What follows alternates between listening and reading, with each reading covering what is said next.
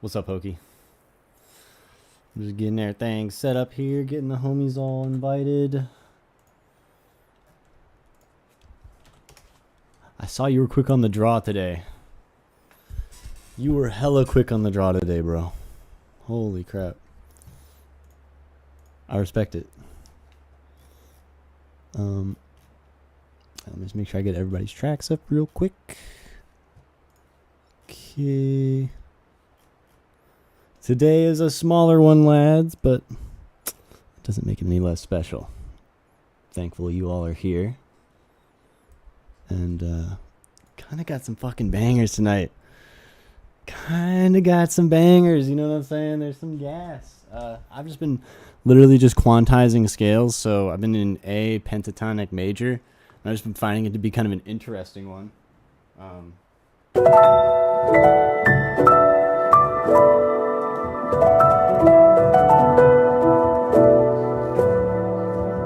It's just like a fun scale, right? Like, you know, so that's what I've been doing on my free time. But yeah, I hope you guys are having a good Friday. Hope you guys had a good week. Still just making sure everybody's trickling in here, maybe. And yeah, I guess let's embark upon this journey. Really, really fun to see who is in here tonight. Let me just get these questions up, just so that we can all see them together and know exactly what's on everybody's mind. Let's see here.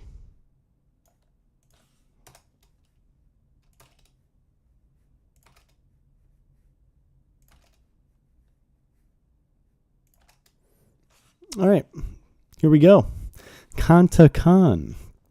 I'm excited for this. I like the little maraca 8-bit vibe. This reminds me of Maple Story. I don't know if you guys have ever heard of Maple Story, but that's what that reminds me of. Anyway, let's get into this.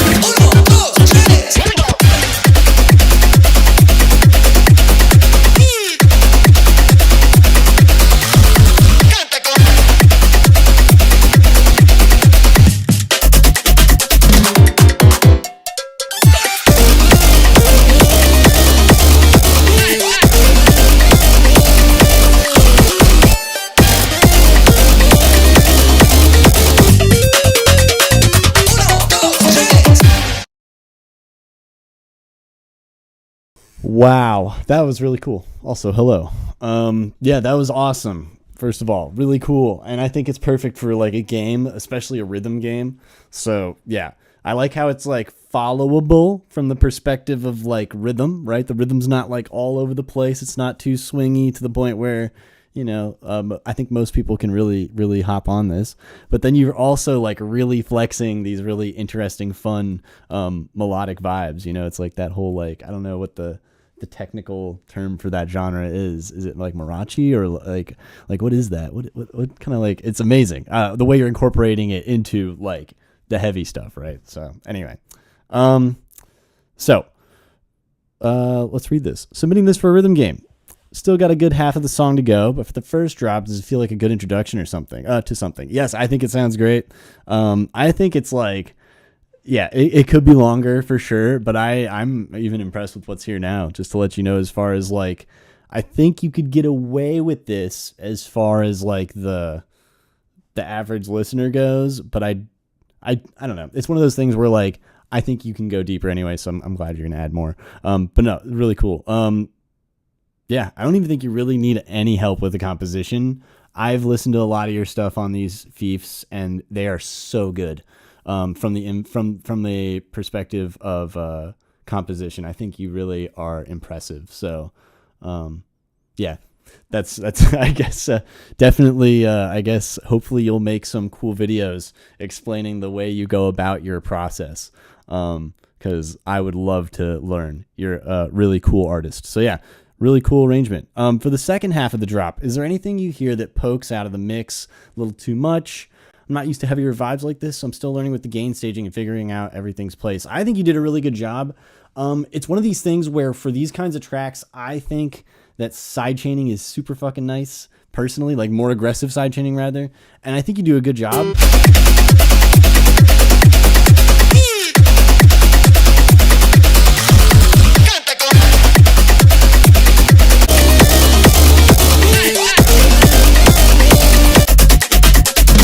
I feel like, you know what it is? It's not the side. Okay, so I thought it was the side chaining at first. It's not that. I feel like you have the constant 4 on the floor kick, but then you never introduce that snare. And I think that snare on, what would it be? The 2 and 4? No, the 2 and 4. Yeah. I think that the snare on the 2 and 4 would be much appreciated from the perspective of like the common house listener and progression.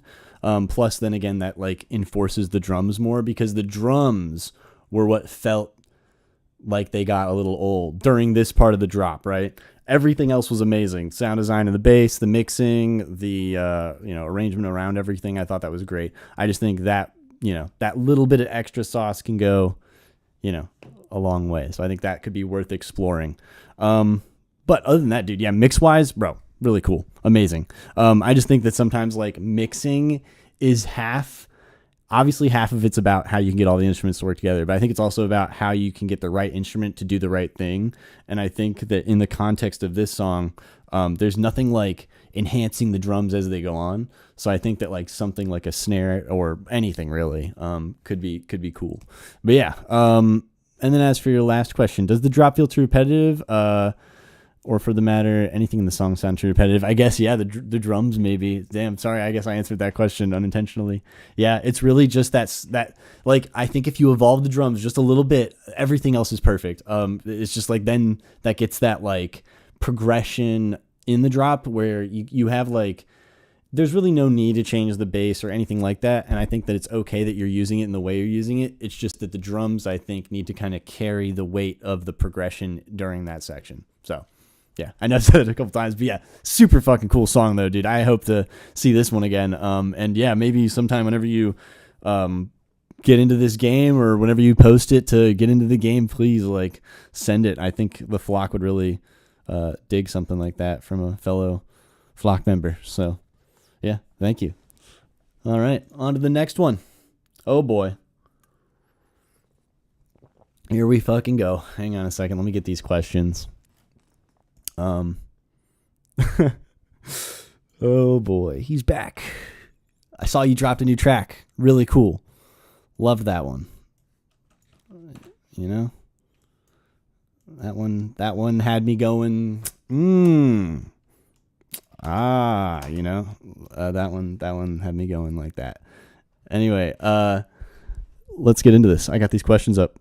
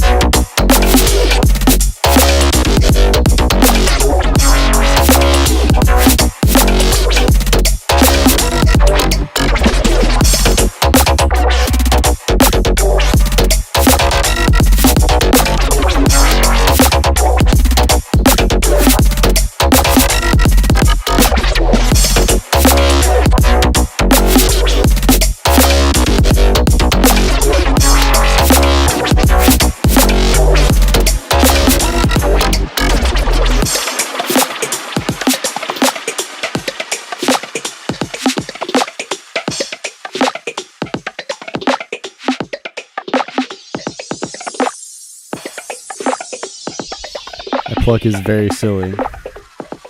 It's a very silly pluck. If I had to say so myself. I mean, that's just my opinion, you guys. I'm not going to go ahead and say, that it is silly, but I think it's silly. I mean, no, it's silly. No, that was sick, dude. Holy shit. Wow. Okay, well, first of all, that was really cool. I think that the first question is a really interesting one because I think that there's like something wrong, but maybe you're not quite sure where. I think that everything sounds really, really great except, okay? So, that was awesome. Love that transition. But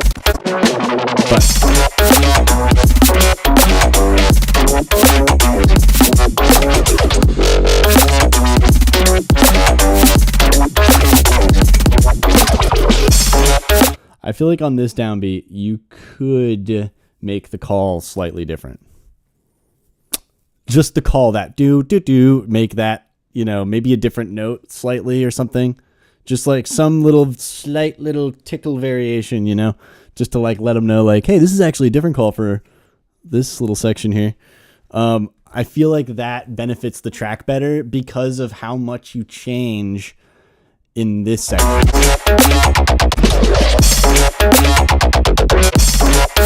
Well, I guess, no, maybe this is the one. No, you know what? This is the call I'm thinking about. I'm so sorry, Hokey. This is the call. Right? See how they're like kind of the same? I think if you made this call just like a little bit, just like, I think that'll be other than that, bro, I think there's just enough variation. So that's just my opinion. Other than that, so yeah. I know it's kind of specific, but for me, I was like expecting that, and then I didn't get it, and I was like, oh, okay, that's fine, but I was like, like that was like the only thing that had me feeling like that. So does this main open hi-hat hitting over and over get too repetitive? I didn't notice it, so it's like a bad thing, so I guess not. Like it's one of those things where like if it doesn't come out as like a bad thing, then it's fine, right? So yeah, I thought it was great. I think that at the end of the day, percussion's a weird thing because you want it to be like dynamic enough to be cool and interesting and progressive, but then like same enough to be danceable. So I think you have a good groove here. And it gets the head going, right? So I think that that's what matters, especially with your high-end percussion. And it's not like too harsh, right? So you're not like creating this situation where there's like a harshness coming from the constantness of it. So that's the only thing I would probably worry about personally. And then, yeah, as far as your third question, should I pull that plucky percussion layer out during the drop? I'm struggling to decide if it's adding a nice layer of rhythmic depth or if it's just muddying up the drop. I mean, I think that it is adding a lot, but it may be adding too much. Okay, so here's the thing. It is like very silly. Like it's like extremely silly. Like that's like giga silly, okay? And I think that if you're going for giga silly, then it's fine. And I think that like that's kind of like okay, honestly. Like I think it's cool for the track. So like I would say keep it in, but it does like drastically reduce the seriousness of the track. But like again, I think that's the goal. I'm thinking about it more timbrely than anything else. As far as like the arrangement of it, I don't think that like, let's get a quick little listen again.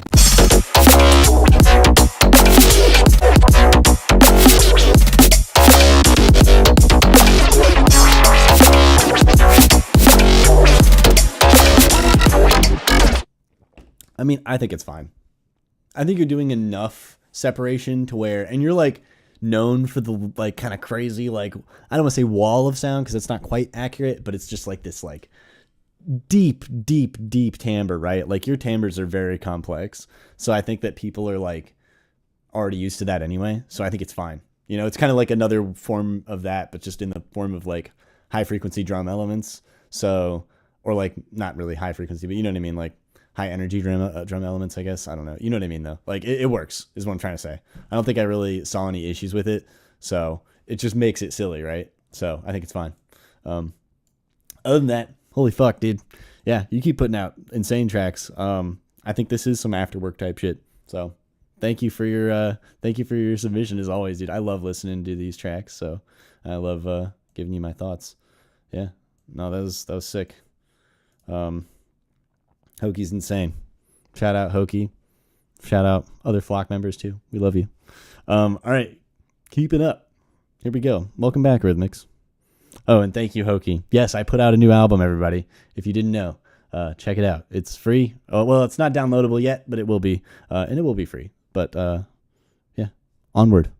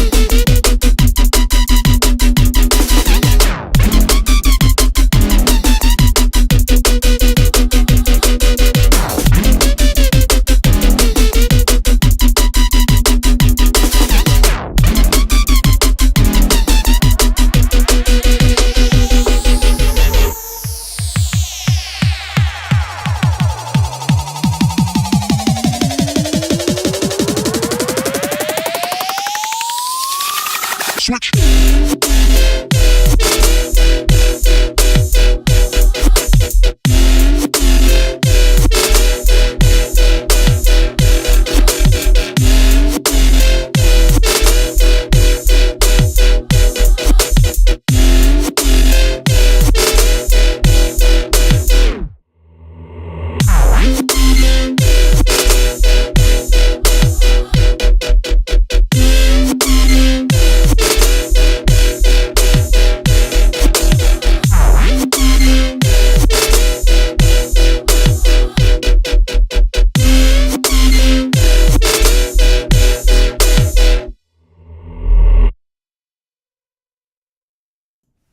Okay. Well, that was really cool. All right, so I don't know if Rhythmix is here. He said he might not be. So I'll speak to him as if he is not here, but it's okay. It's okay that you're not here, bro. I'm thankful that you submitted a track with some questions. I'm glad you're still making bangers. I guess the reality is I think the drums are D&B-ing, okay? I think the drums are D&B-ing, but okay, I mean, and this is an opinion, but I think that they're not really like punching, you know? They're not like, boom, boom, you know? I want to hear like, you know, it's like drum bass. I really want those drums to like punch. And I think a lot of it is just sidechain related. I think that you got to get the sidechain to where like when that kick is hitting, like you feel that like, you know, just, you know, it's moving things out of the way. It just feels very like overpowering almost in that moment. Because it should be. It should kind of be the only thing happening in that moment for the most part. And I feel like it does that a little bit, but not quite enough, especially with the sub. It just feels like the sub and the kick are especially overlapping in a lot of ways. But even in the high end too, I think that's just in general. So yeah, definitely try and get your sidechain more aggressive. Try and use volume automation sidechaining, or just like if you're using compression sidechaining, really try and make sure that you use like limiting compression, or preferably, I mean, even like sometimes limiting compression isn't always enough. You need to make sure that you're also using like a click track with the compressor, which is why like I always recommend volume automation sidechaining, which is obviously done with either volume automation inside your DAW, or you could use some plugins out there like LFO Tool or Kickstart 2, or what's another one? Duck Buddy for Ableton. There's some other ones out there. I'm sure I'm missing some. But yeah. Gatekeeper. Anyway, yeah, there's more. Does it need vocals, or is the track strong enough? I think the track is really nice. I think you actually have a really cool song here. I think that the arrangement's good. There's one thing that I think really would benefit, is just slight sound design variation. Not a lot, but just enough to like, again, it's kind of similar to what was wrong in Hokie's track, at least in my mind, right? And I say wrong in a very like I'm nitpicking here. I think that the sound design in your case and in Hoki's case, the little bit of arrangement change, it's like this slight little bit of lack of familiarity that like helps the listener feel like there is a deeper progression without it being this like totally crazy different thing. Like it doesn't need to be this huge change. Very subtle changes can create this. And that's why I like timbral changes, because, you keep the drums, you keep the MIDI, you keep basically everything the way it is. It's just, you change the patch a little bit. If you have MIDI and if you have sound design, maybe you post-process it a little bit differently. I'm sorry, not sound design. If you have samples, you post-process it a little bit differently. But yeah, no, I think that you have a really cool song here as far as the arrangement. So I don't know if you really need to add vocals to make it better per se, but I just think that, there's some things you could add, it just might not be vocals. It's kind of more so just like adding depth to the things that are already in the track, if that makes sense. So yeah, that's my thoughts there. As far as your third question, does the sub feel aligned? Yes, but and this is kind of not your question, but it feels aligned. Okay, there's no problems with alignment. I think your kick and your sub are working great together as far as the alignment is concerned and phasing is concerned. The side chaining is a whole nother discussion that I already just talked about. But no, when it comes to the sub, I think that it's aligned. It's just that there's not enough harmonics in it. And the reason why this is something to sometimes be concerned about is you're going to have this big jump between your fundamental and everything else. And obviously you want to have a dip here. You're going to have your fundamental and like everything else, right? Other way around, I guess. But anyway, you get what I'm saying.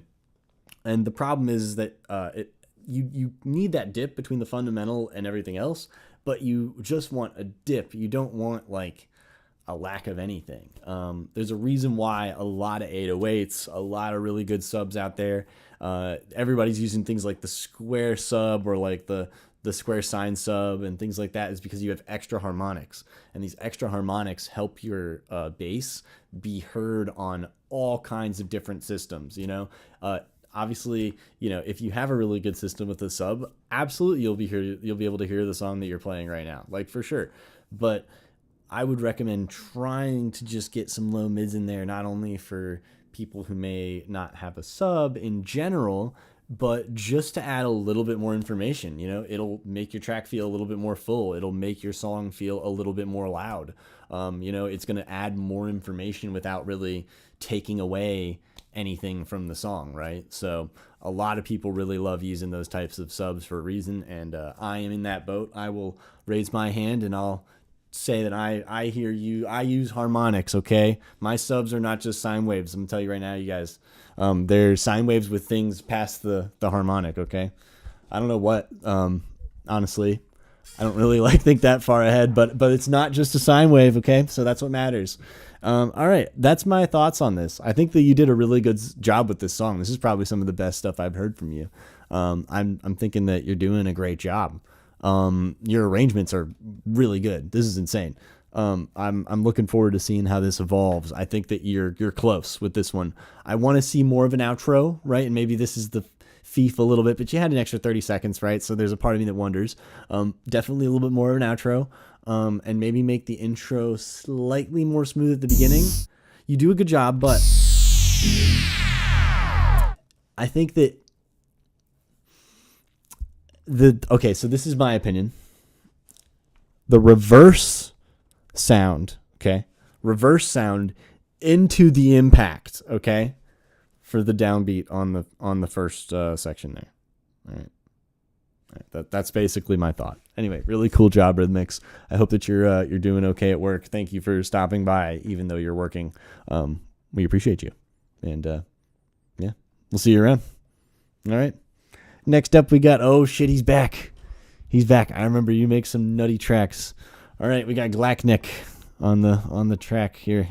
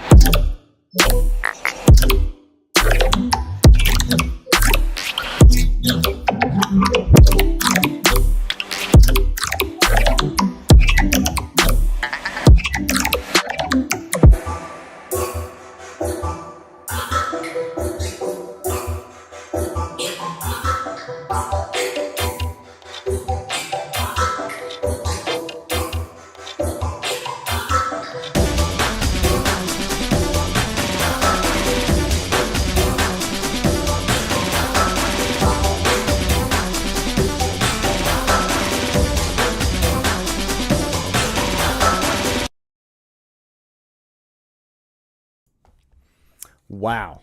Somebody has pitch map now. This guy's got pitch map in his arsenal. I fucking love pitch map. No, I think that was cool. Is the drop functional? Yeah, I mean, I think that you have a really solid idea here. I think that you're onto something. Does the main drop bass sound need anything else? I'm worried that if I add like a chorus or tight delay, it would make it even more dissonant and unclear. This is good. I'm glad that you're like aware of the fact that it needs to go a little bit further, but you're not quite sure in what way, and that's okay. There's like a ton of different ways to go deeper with color bass, but the biggest thing to keep in mind is that you want to create basses or sounds that are either very full spectrum or very organic and like not full spectrum, right? And I think you did a good job at kind of creating the not full spectrum mix down here, but the timbre of it, I wouldn't say quite is exactly what I'm thinking about, but I'm thinking of more of like a synth lead, right? Like a square lead, right? Like that's more of what I'm talking about. But anyway, in the context of this, I feel like your basses need a little bit more. And in my opinion, some of the best ways to do that with pitch map is to layer pitch map with other things that add resonant sort of tones. So a lot of the times my favorite tool to use with pitch map is a resonator. And I'll usually either put it before or after, depending on how I'm feeling.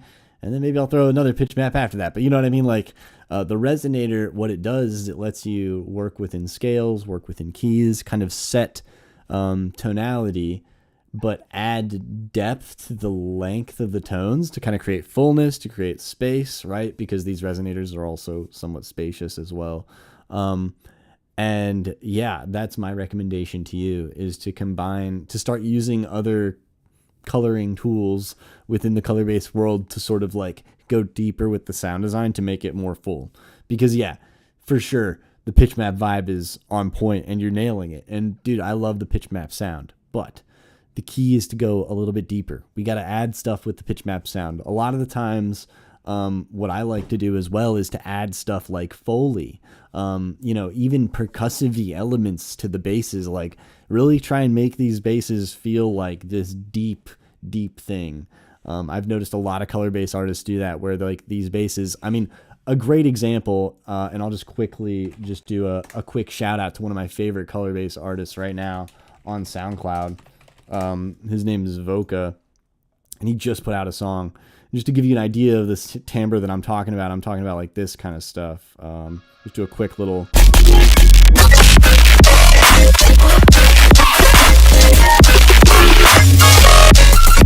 And like each sound is like so complex, right? And there is elements, okay, of whatchamacallit? Why am I drawing a blank on the name of a pitch map? Thank you. Thank you, internal brain. We finally got it. All right. Yeah. Pitch map. There's elements of that in this, right? But there's not like, you're not hearing just pitch map. There's like, think of it as like a chorus, right? Or even a vocal lead, right? On a song. You're not going to you can't get away with just the one take, right? You have to have multiple takes and they all have to sound slightly different. And, this is kind of what you're doing with color bass, but a lot of the time it's more so, not only creating different layers from different instruments, but also creating different layers within the sound itself. Whether that's multiband processing, there's a bunch of ways to do that, but yeah. Long story short, let's go back here. Those are basically my thoughts. So resonators, that's your homework. I mean, I don't know if you want homework or not, but resonators, I would say, are the next step for you. Because you have a really great grasp of pitch map, which is not always easy. So that's good. So now if you combine that with resonators, I think you will have a blast. There's all kinds of free ones. There's paid ones. Resonator with a Z, like R-E-Z, like Resonator. That's like the plugin that's not free. It costs like $20 or something, but that's like the most popular one that I've seen that is like not free, but a third party one that you could use in any DAW. But anyway, those are my thoughts.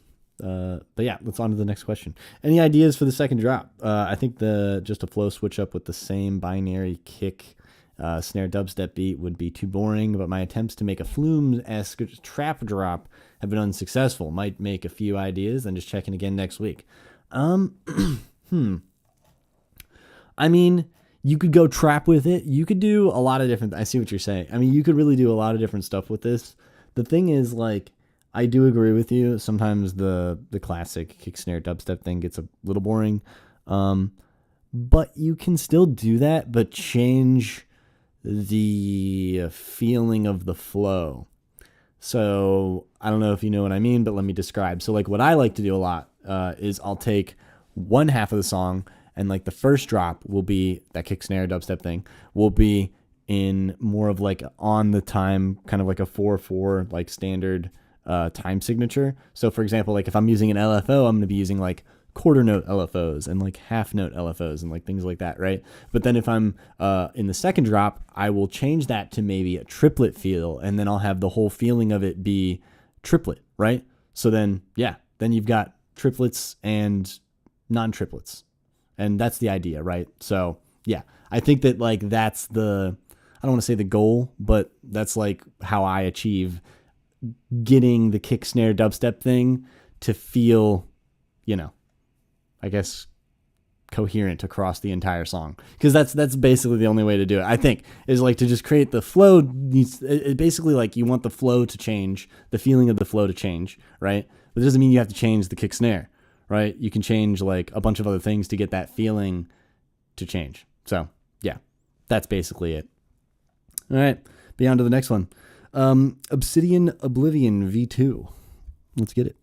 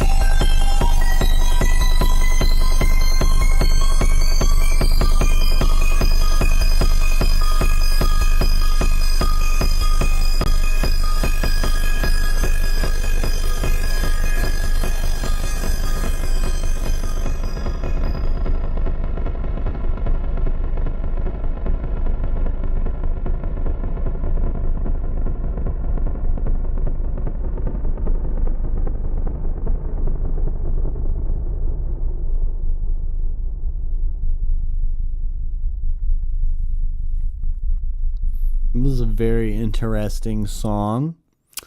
Almost like techno-y, I guess, is like the closest thing that it reminds me of. But I guess it's like a little bit more than techno, I would say. By the way, I fixed the chat, you guys. Sorry about that. I guess at some point it must have been disabled. So if you guys want to post, if anyone did not get to post their track for feedback tonight because the channel was missing, it is open now. So you can post in there. And I will leave it open for the next 10 minutes or so. That way you can post your tracks. Because, yeah, that is my bad. I think I must have either accidentally made it invisible because I tried to enable it on my phone because I was not home yet. So you know how that can be. Discord on the phone is like a nightmare. So anyway, Yeah, and let alone trying to do server settings on your phone. Jeez. Anyway, yeah, so thank you. Let's get into the feedback for this track. So here's my thoughts. All right, and I do have the questions here. I just was looking at them on Discord. Let me post them here. Okay, so here's the thing. I don't think that it's muddy. It's just because that's kind of a techno vibe, right? Like techno can be muddy. That's like kind of like a thing. But there's like a kind of right way to do the mud.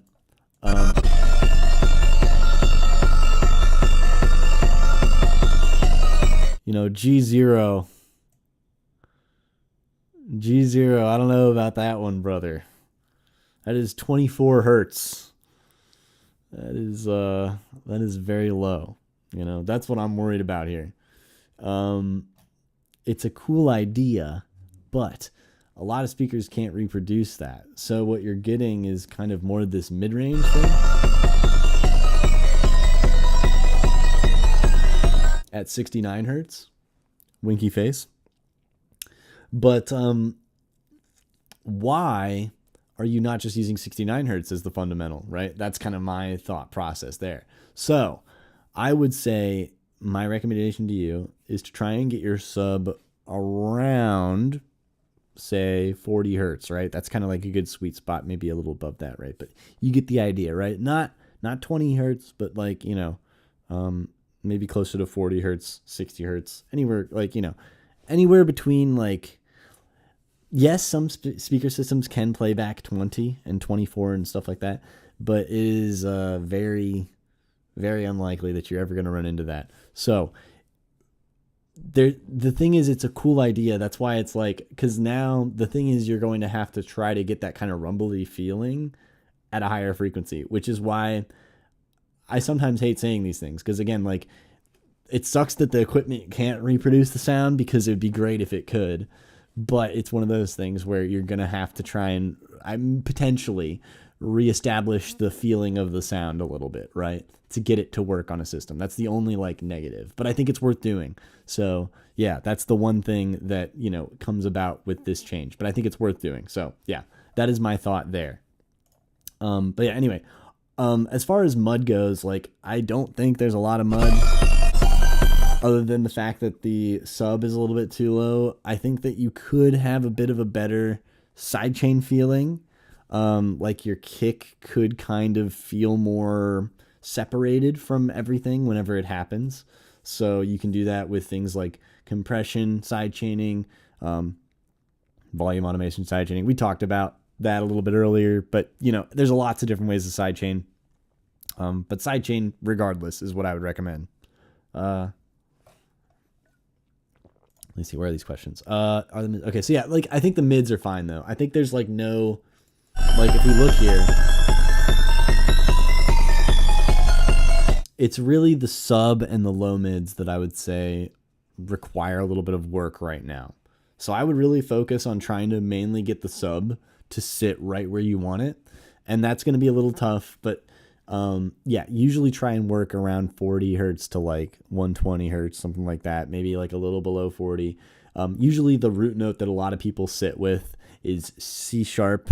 And that's like kind of pushing it. D is a little bit safer. D sharp is like extra safe. F is like the fucking sweet spot for a lot of people. E is pretty good too. But yeah, like C sharp is usually as far as people go. So like you're like all the way at G past that. So it's not horrible. Like I said, I think it sounds cool, but I don't think it's going to translate, right? And I think that's why you're here, is you want to try and mix your stuff and master your stuff so that it translates across all kinds of different systems and or plays cool live, like in a big show, right? Like that kind of stuff. So those are the things that I am mainly focusing on when I am referencing your question here, as far as mud goes. But yeah, is the sub clashing too busy? I think the sub is, like I just said, it's not really a clashing thing. It's more of just like where it is, right? It's just a little bit too low in the frequency spectrum. I couldn't even really hear it on my headphones for sure. But even on my headphones, I usually can get just like a hint of the sub. But it was literally that low where I could feel it, but it was more of like a rumbly sensation for the song, which wasn't necessarily good. Like it didn't actually it didn't like add anything, to the like clarity or impactfulness. So that's why I think it's one of those things where if you can get the sub to hit, like I said, like at that 69 hertz where you had that second fundamental, or I guess it'd be your second harmonic, where you had that was like feeling like I could actually hear that, and it was feeling quite good as far as sub goes, right? Because that was like a more noticeable note. But the problem is then again, now you have two sub frequencies in the sub. Okay, so now you're hitting the sub with a 69 hertz and 24 hertz, and both of those are coming out of the subwoofer, which creates a level of mud. So you can get away with a little bit of that, but at that low of a frequency, you're going to create that mud from the rubbing against one another, right? That sensation, I guess the dissonance between the two notes.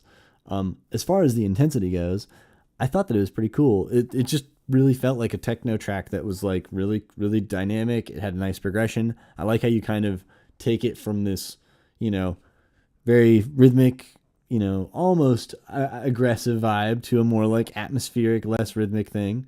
And I think you did it in a good way. I think that sometimes breaks can be good, but that's not really what you want for this style of music, I think. So, yeah. I think it needs to be longer is the problem. You didn't get around to like, you see, this is like a 6-minute type beat, you need to get like, this is your first 2 minutes, and then you need that like 1 minute section in the middle where you've got like the breakdown. Then you need like another minute to build up to the next drop, and then you need another 2 minutes of the next drop, right? I think that's basically where you're what I think most people would expect with this style of music. But yeah, still really cool track. I think you did a great job. So thank you for your submission, and yeah, keep flexing. I look forward to seeing this I guess improve because it's cool. It's really just that low end. That's really the only thing that I think you really want to focus on and just refine. So yeah, and you're welcome. Yeah, thank you for coming through. All right, so Enki, do you want me to play you right now? I guess I have to. No one posted anything. I opened up the chat for everybody if they wanted to post something, but no one has posted anything yet. So I guess just make sure it is visible, because it literally says visible. So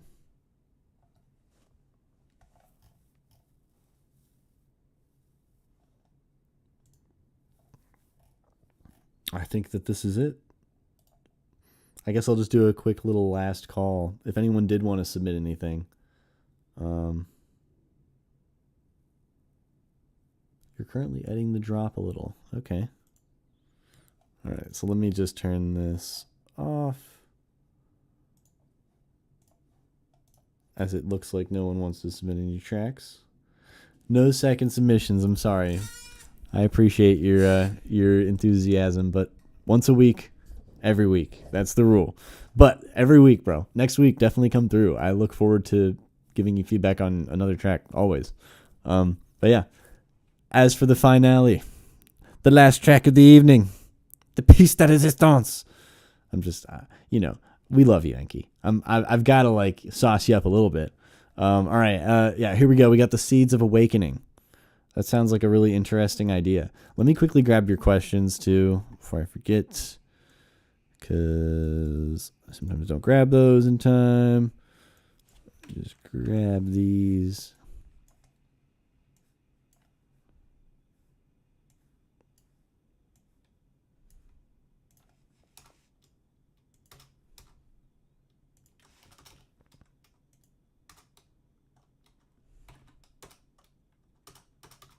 Okay.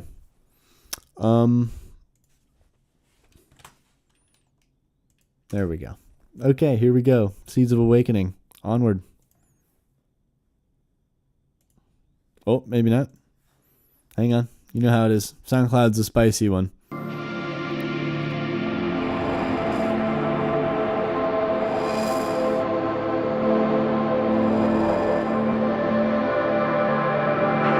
Sometimes you may have heard me say, you are the seeds of awakening in a sleeping world.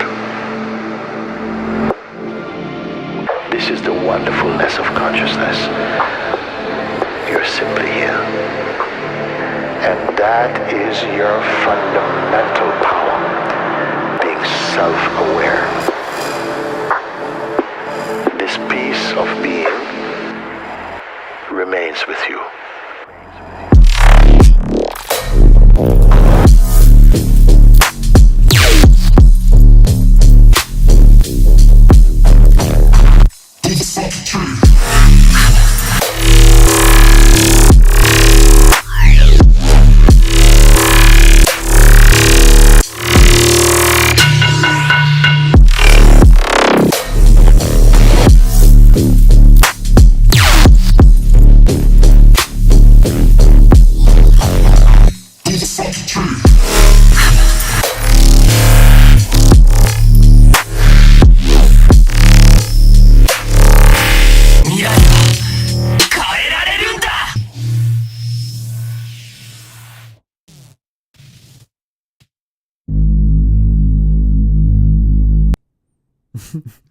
The little Reese face at the end was nice.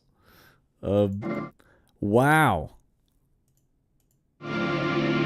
So I feel like this was cool. I'm always impressed with how you keep kind of going further down the heavy bass rabbit hole. So I'm digging. The Reese is funny. Yeah. So I guess let's answer these questions. What can I do to make the donk bass in the middle less boring? Or just the drop in general? So the donk bass, let's go ahead and... Is that the donk bass?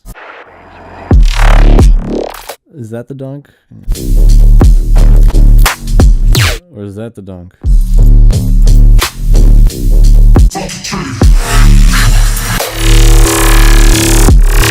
They're all kind of donkey, bro. I'm just kidding. That sounds so bad now that I'm thinking about it, because it's not how I meant it, right? Like, but like if you like say they're kind of donkey, that could definitely be taken the wrong way. That's not what I mean though. I feel like they're good. I feel like some of them have more high frequencies than others though. I think that you could get away with some saturation or more distortion, or like just more harmonics, right? More frequencies through whatever way you want to. The roller bass in the beginning parts. In here. Mental power. Oh, in the A section.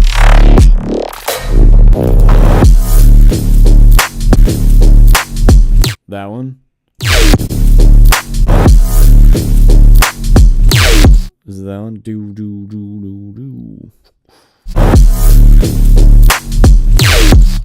Right? Maybe.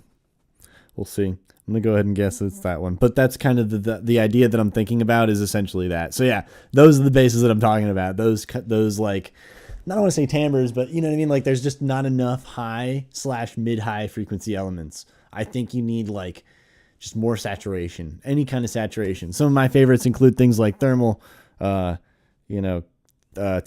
is a really good one that nobody uses that I think is great. Same with like corrosion or erosion, depending on whether you have Ableton or not. There's a bunch of different ways to add frequencies, right? But that's what you need. I think if you do that, I don't know if you have the kilohertz stuff. One that I really like is Shaper Tables, another really good one, with multipass as well. Oh, I mean, yeah, kilohertz is just a treat. They're such a cool company. But yeah, there's like all kinds of ways you could do that. But I think that that's the way, because you're right. There is this kind of disconnect between the first call bass. You have all these extra frequencies that it's feeling very full, and then you have the donk bass, as you described it, is like not very full, right? It feels a little bit more low frequency, which is sometimes fine, but I think it's so big of a drastic change in the context of the drop. And this is the drop, right? So it needs to be like pretty impactful, at least given the timbre and the loudness. So yeah, no, I think you get what I'm saying. Basically, just add some more frequencies to those sounds, and I think you'll be good. In the form of, any way you want. I just find that distortion, what's wrong? I think that's like the best thing about bass sound design is just, distortion. I mean, am I the only one in that boat? Is anyone else out there a distortion fan? Or am I the only one? Maybe I'm all alone. Maybe I'm the only guy out there that likes distortion.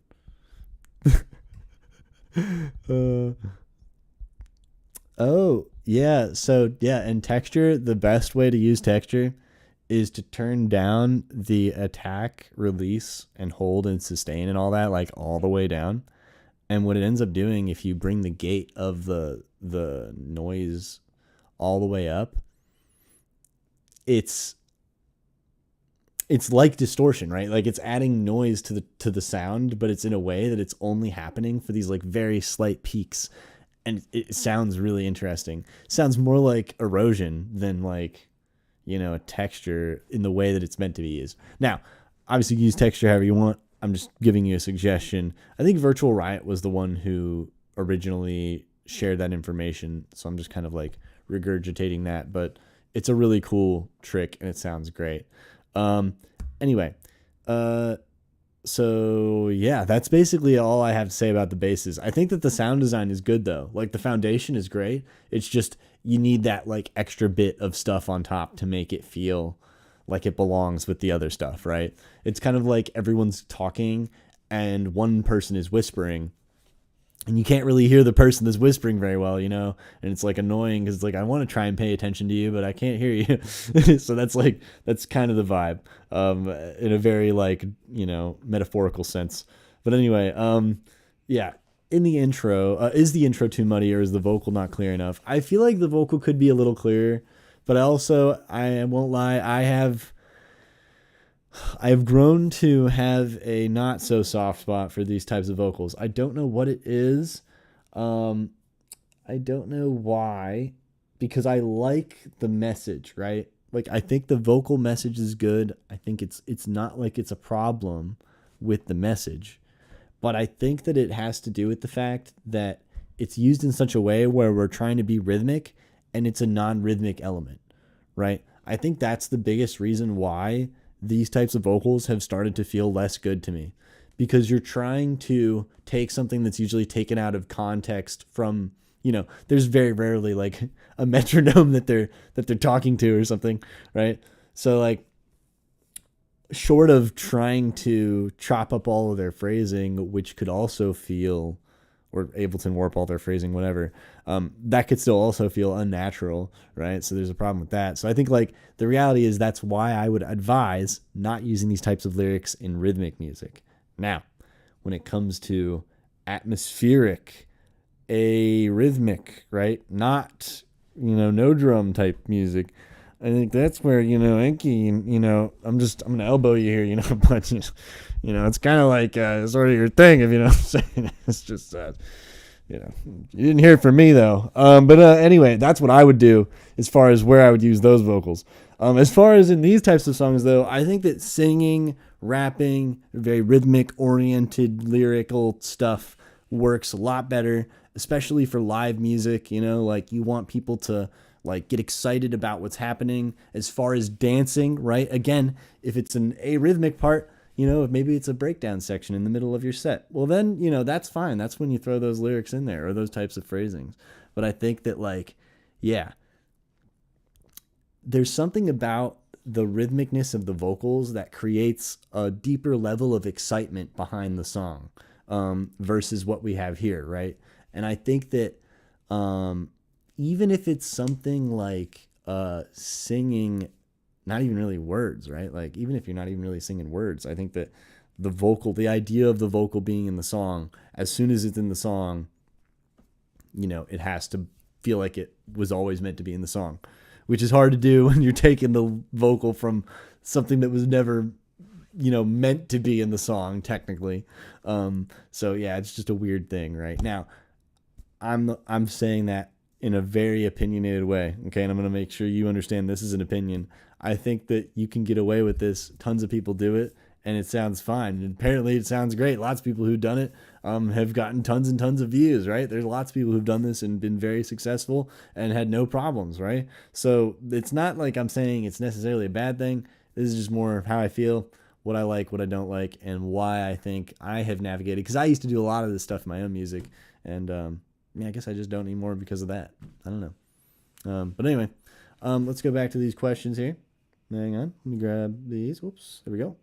What kind of rhythm should I go for in the next session of the drop that I haven't made yet? Well, let's go ahead and just quickly do a quick refresh.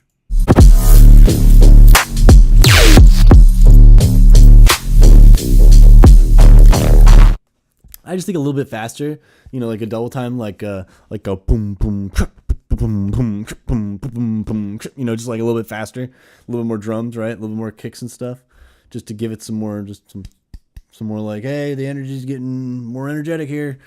I think that could be cool, but yeah, just like the classic, like extra swingy hip hop, like, but faster, I guess.